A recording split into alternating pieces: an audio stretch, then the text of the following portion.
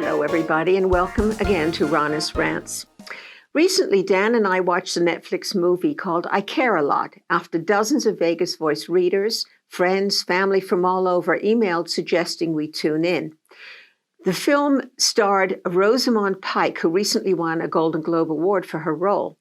And we were just so totally amazed by how accurate the first 45 minutes were in that film.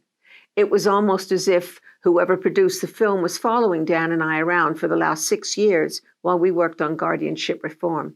For more than 6 years, Dan and I worked tirelessly to inform seniors in Nevada about the guardianship process and what it actually means. We even had a successful petition drive after placing the petition sections in the Vegas Voice and had readers send them in if they agreed with what we wanted to change. We were also privileged to assist and were even profiled in an excellent award-winning documentary called The Guardians. It's currently available and airing on Amazon Prime. Just like the Netflix movie, I Care a Lot, as shown in the guardianship film, if a private guardian went into court and requested a guardianship of someone, the family rarely ever knew anything about it until it was too late. The deal was done, and the wards, now called protective persons, were no longer in control of their own lives, their property, or day-to-day existence. If the family did know what was happening and appeared in court, most of the time, the guardian would convince the judge that the family member, for one reason or another, was not fit to care for their relative. The truth really didn't matter.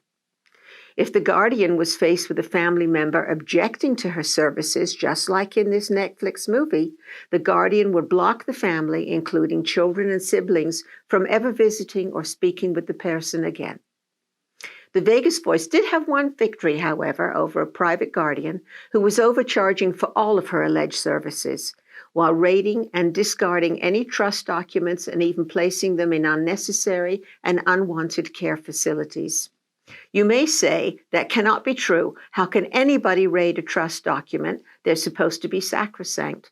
However, it simply took an appearance in court where the guardian told the judge that the bank account did not have enough funds and the assets in the trust were needed for the person's care and support.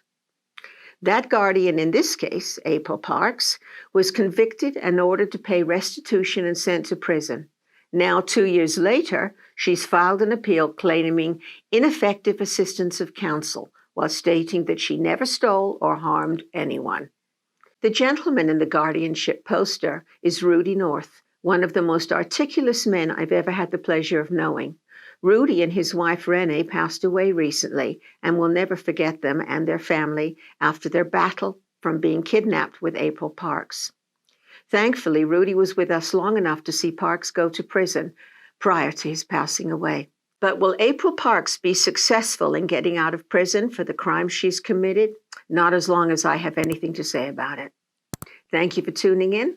Rana's Rants.